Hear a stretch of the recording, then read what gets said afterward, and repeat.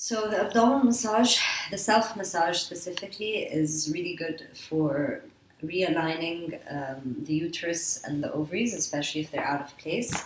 It's usually recommended that you see a practitioner at some point as well because they will know how to move the uterus back into place. Um, the massage is also a detoxer, so it basically releases all kinds of toxins, hormonal toxins, any kind of other toxins out of the system. It comes out through the skin into the urine, which is really useful for when you're trying to get pregnant.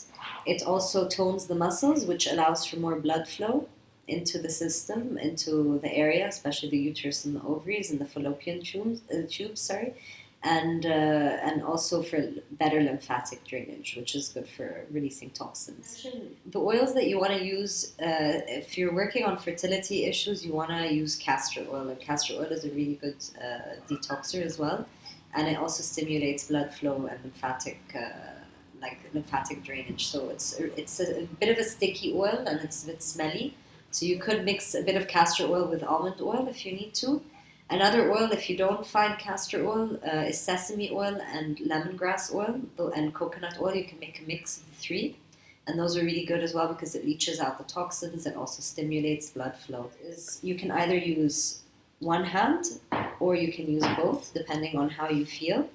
And you want to go from the belly button in a circular motion clockwise into a spiral.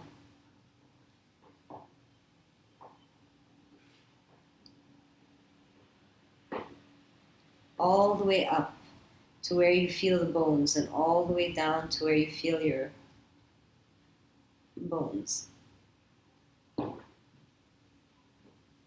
And you'll do this 30 times. So you start small and then Yes, so you go in you a spiral. keep like, Yeah. okay. So you go in circular motions all the way around. Clockwise. Clockwise. So you can also do this depending on how strong. I have very strong hands, so I don't need to use Both. one. I can use both. But if you don't feel it, you also want to do it slightly. And you want to feel it. It shouldn't be too painful, but you want to feel the pressure. So you want to put pressure. You want to put pressure okay. onto you. But not to the extent of it being painful. And when I do the massage, it is painful because I'm working on the fascia, so I'm releasing it. This one, we're creating more of a circulation, Okay. and we're stimulating the lymphatic drainage. So the second part of the massage is working on the uterus, and the uterus is if you create a triangle where my fingertips meet, that's where the uterus is. And what you do is, because you'll feel your body a bit better than any other practitioner, you'll know where the tension is. So what you want to do is you want to go around and find where the tension is. And when you find a place that's quite hard and maybe a little painful, you'll work in circular motions as well, clockwise. And you just work around the area. So you see where you have tension. And you can work around. It doesn't need to be specifically on the uterus, but in the area. You can also just press on it. And I would press on it for maybe 50 seconds if you can. And then when you release it sort of we call it the fish move. So that basically moves the energy as well, and it's a nice way of releasing tension. Mm-hmm. The next one is finding the ovaries, and the ovaries is 4 inches down from your belly button. It depends. Some women have had surgery, so their belly buttons have moved up or down. Some women have had tummy tucks. Other women, I've had women who have no belly button at all. But in general, you know where the belly button is, and you can tell the belly button by, if you press down on it, you'll have a heartbeat. You should start feeling sort of a, and once you feel that, you know that you're in the right place. Okay, so it's 4 inches down, and then 3 inches to the side. So my ovaries. You can also tell where the bone is. If you have your your hip bone, it should be here. My ovaries are in this area.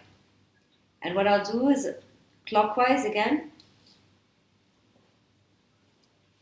30 times. Circular. 30 times.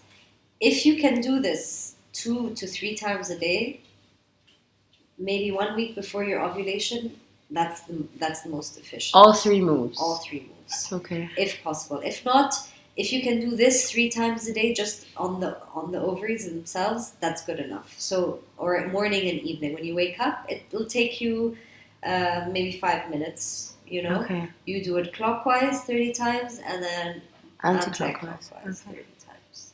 So the 4th move is you come to where the uterus is. You have your bone, your pelvis bone, and you basically push up with your hands, and this basically pushes the uterus up, especially if you have a low-lying uterus or if it's a bit tilted. This will help move it up. And you can do this about 10 times. And you wanted to talk about when the cases of when not Okay, to have a so massage. usually I don't recommend it. I can't work, and you can't work on yourself if you have an IUD, which is a birth control method. It's a loop.